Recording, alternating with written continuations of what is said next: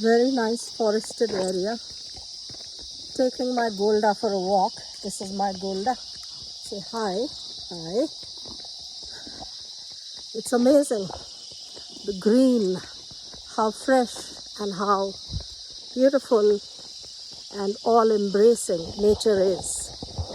And a horse is a wonderful companion, by the way. Look at the forest. Look at the green. It's afternoon and Golda had her little training. She's all sweaty, you can see. Golda, did you enjoy your little training gallop canter? Not gallop as yet, but canter and trot.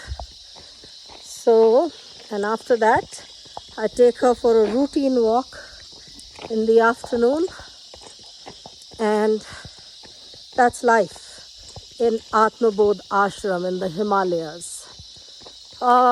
It must be 3:30 maybe. I can't see on my phone at the moment I'm recording.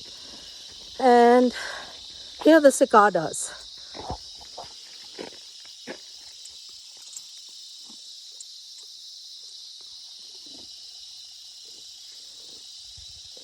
Here are the cicadas. Wonderful.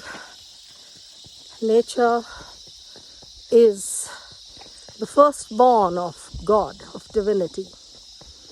And so it becomes a manifestation of the Creator. Isn't it? It came before us. The trees came before us. Trees came before us human beings. So, firstborns, we are much later. We arrived much later. Golda, this is not the time to graze, horsey. Hello, Goldie girl. This is not the time to graze. Let's go. So, in servitude and gratitude of nature, sending love from the Himalayas, Om Tat Sat.